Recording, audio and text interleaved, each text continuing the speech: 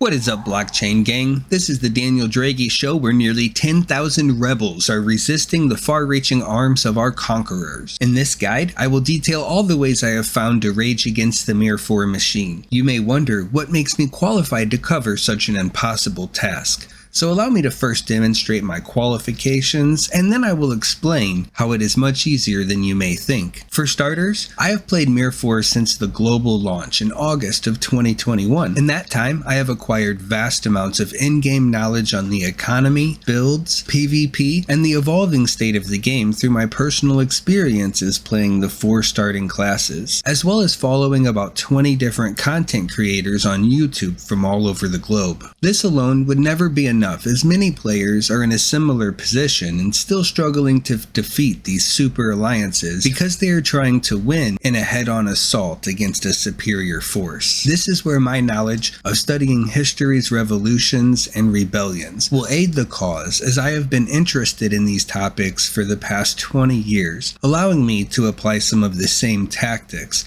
but in the world of MIR4 to help Dragonians around the globe cast off the chains of oppression once and for all. These rebel forces throughout history were not victorious because they were superior in strength or numbers. They studied how their enemies operate, as I did when I was a member of DTM for 3 months. They understand what is important to them, and therefore a liability and a weakness to exploit. They know how to appear weak when they are strong, and strong when they are weak, and strike when their enemy least expects it, to cause as much chaos, confusion, and infighting as possible among enemies, so that even the worst defeats you suffer in battle can cause a rift among brothers that would have not happened even after 100 victories. You don't have to kill the Cyclops, you just have to blind it, and it will eventually stumble around until it falls on its own sword. So let's get to work. Or don't you know? That's the sound of the men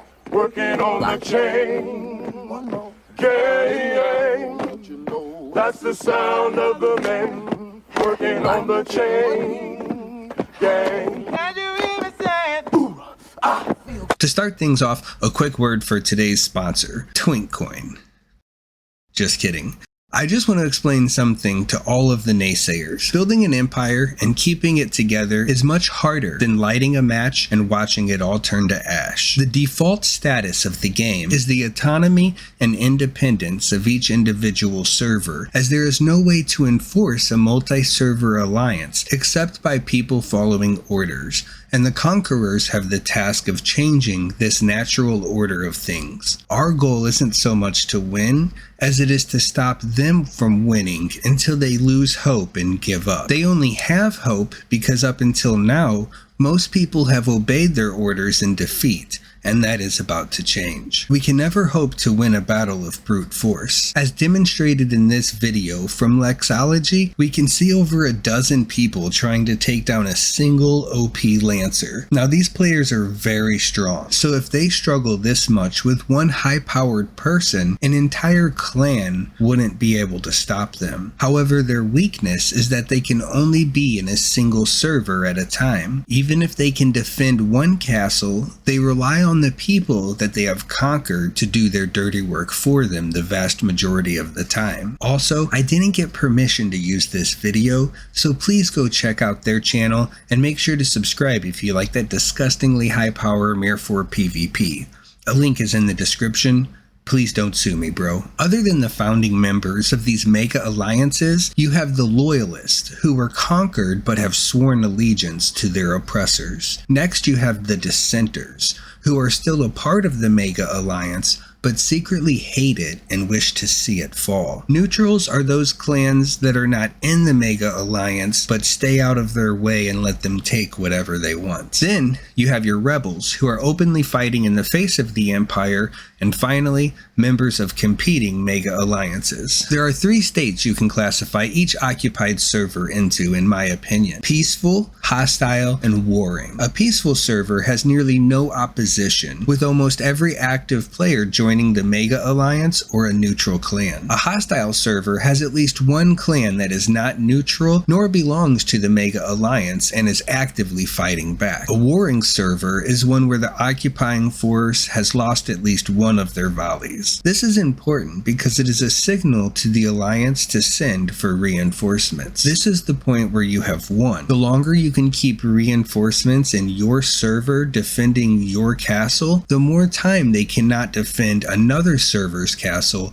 or continue expanding their alliance. That is why the majority of the advice in this guide will pertain to peaceful and hostile servers in order to help them advance to the next stage of progression. This first part is going to be a hard pill to swallow, but neutral clans should be viewed as your enemy and your primary target in a peaceful server. They are happy to let the alliance thrive as long as they don't get messed with, so now it is your job to mess with them. Take their resources, kill them while AFK, and tell them it is because they won't fight the alliance. You will alienate some people, but many more will join your ranks when they realize it is kill or be killed. With the actual members of the alliance, I will attack anyone I see who is stronger than I am. Even if I can't kill them, I'm just trying to send a message. Maybe I'm trying to get the monsters to kill them, or maybe I jump off a cliff or teleport away in Magic Square or use my ultimate and a scroll. But the point is to shock them, take them off of power save mode,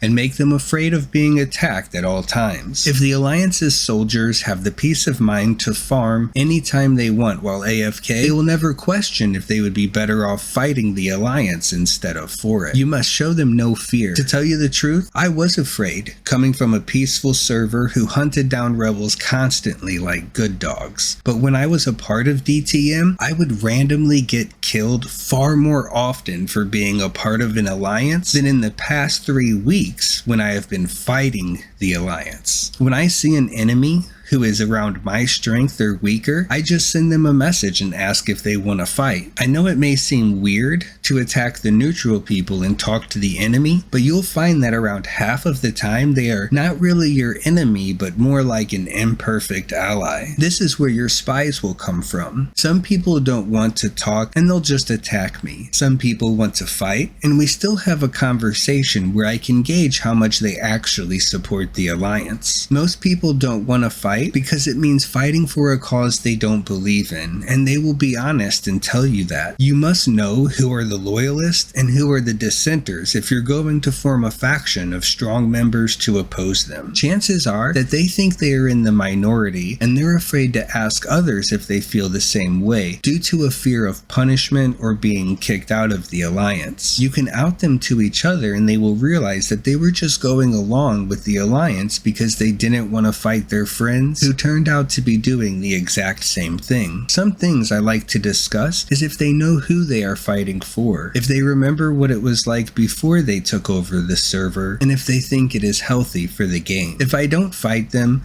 I'll ask them to tell their allies that I attacked them, but ran away after they almost killed me, and then I'll leave. This is just to waste their time or make them think that I'm really more aggressive than I actually am. So I'm building up a friends and enemies list the moment I get into the server, but I want to take a second to talk about optics. Instead of joining a powerful clan, I made a new clan called XDTM Slave. This serves a variety of purposes. The Alliance likes to be seen as uniform, so they require clans who support them to change their name. This makes it easy for them to identify friends from foes. By having DTM in my clan name, now they have to question each time they see an ally if it is really an ally or an enemy. I also invite as many bots as I can, so when they see DTM, they'll think it's an ally, then they'll realize it's actually an enemy, and then they'll realize it's just a low-level bot. This roller coaster of emotions wouldn't be possible with a regular clan name. Now,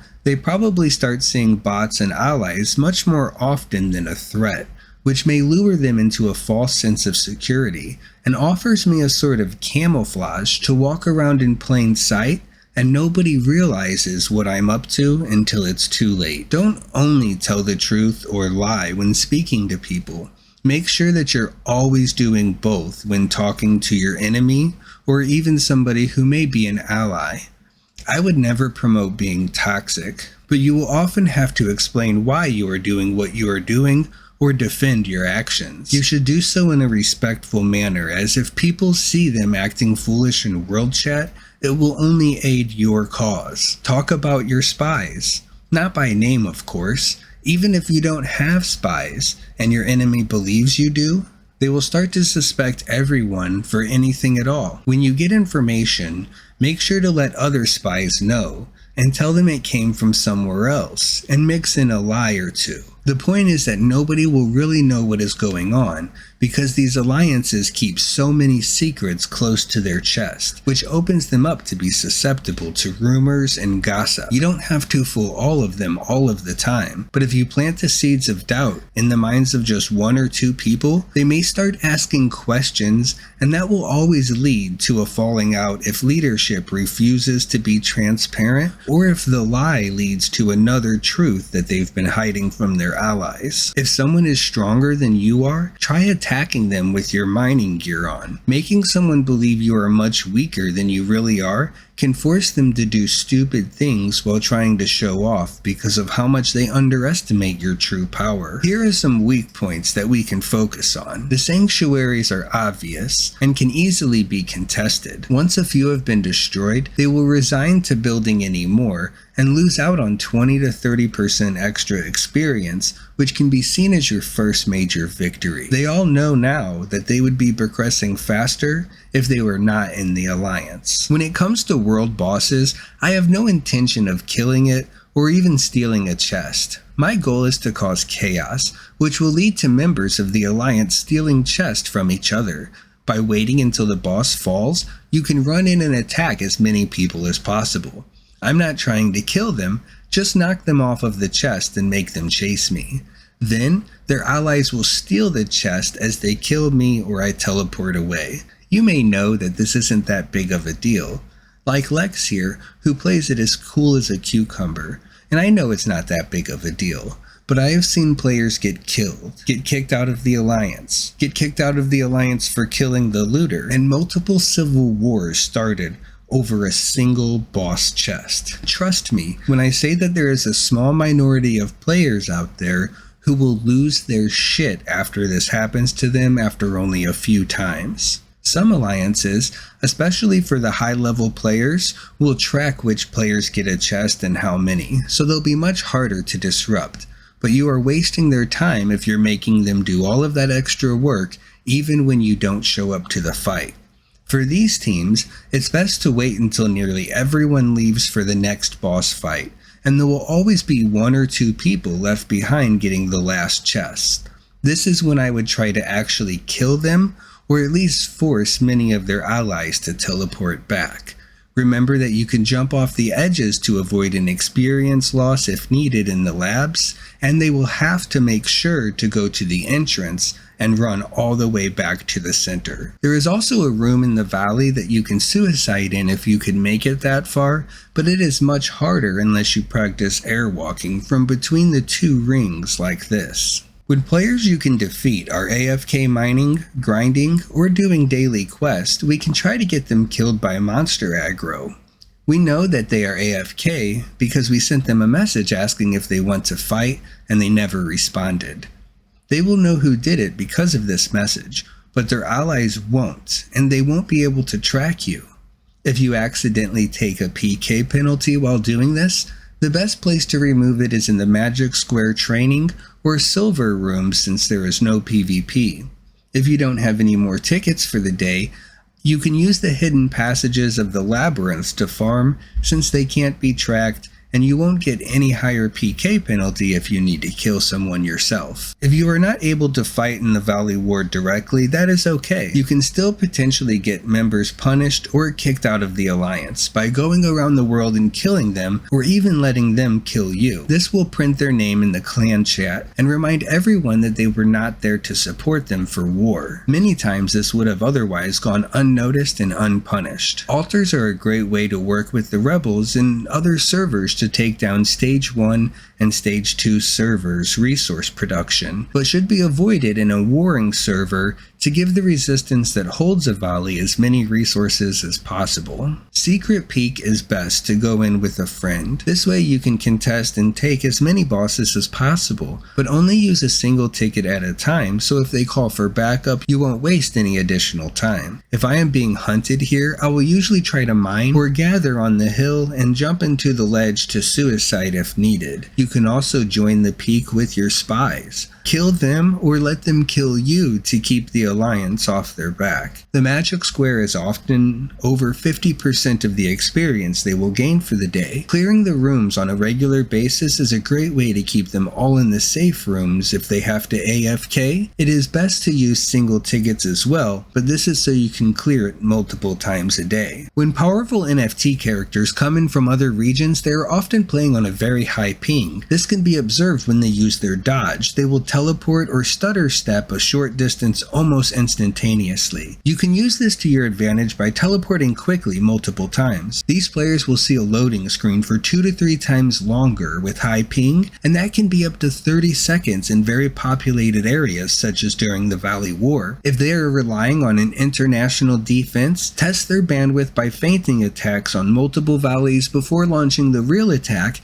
and the enemy will be arriving at staggered times. The mines are a great way to pick off individuals as well as alts when you know which clan they belong to. You can do massive attacks on everyone on the 4th floor of course, but you can also go to the other levels and bait them into attacking you since they won't take a PK penalty, and run into a group of AFK people causing them to murder everyone. Bonus points if you can teleport away while laughing. The next weak points are in the open world boss summons for the Hydra Conquest Tower, which are open PK, the mystery bosses, and the boss summons for Dragon Eyes and Claws. While you have a hard time getting anything directly out of these attacks, you will force them to consider bringing friends each time, which will waste 2 to 4 times as much of their time and force them to share their rewards. One cool trick to do with an AFK loyalist is to set up next to them grinding in Magic Square or Secret Peek. If you see any of their allies, attack that ally instantly. They will wonder why the loyalist did not attack you and also did not get attacked by you, casting suspicion and doubt around them. One goal is to waste their resources, so getting them to declare war is always a win. Have an alternate clan set up for everyone to join to play in peace, but let them easily switch back over to the warring clan when they want to PK without penalty. It is much cheaper to create another clan to use for throwaway combat than it is for them to declare war on that clan. Once they have declared war on a clan, or a clan has dedicated themselves to openly fighting them, we have graduated to stage 2,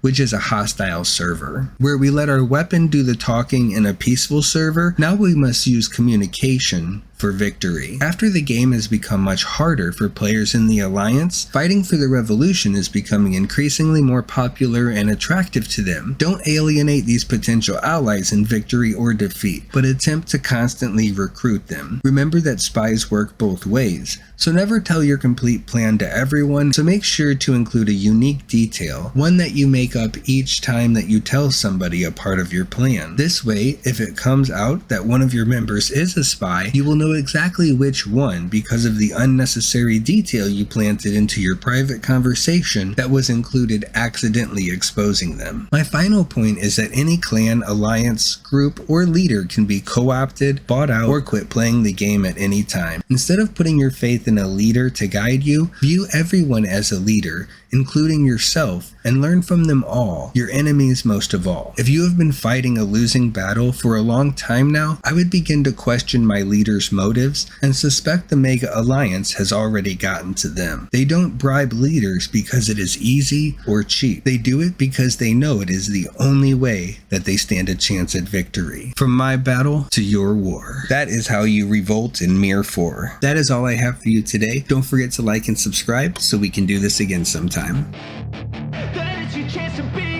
Hey kid, don't ever let them get inside your head. They'll tell you what to do in life instead of everything you know that you could get.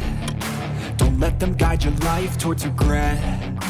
I'll fight for what I love with every breath. My past is filled with things I won't forget. I use them all to push me to my best. So treat the worst of times just like a test. If only only I could go back in time, I'd tell myself that everything will end up alright. Just push yourself, test yourself, figure out what you like, and find your limits, don't be rigid, always work towards a prime. Surround yourself with open minds, people can change your life. A few friends with intent can help you feel alive. Find a passion, take some action, and with a little time, just be patient, make a statement, try to enjoy your life.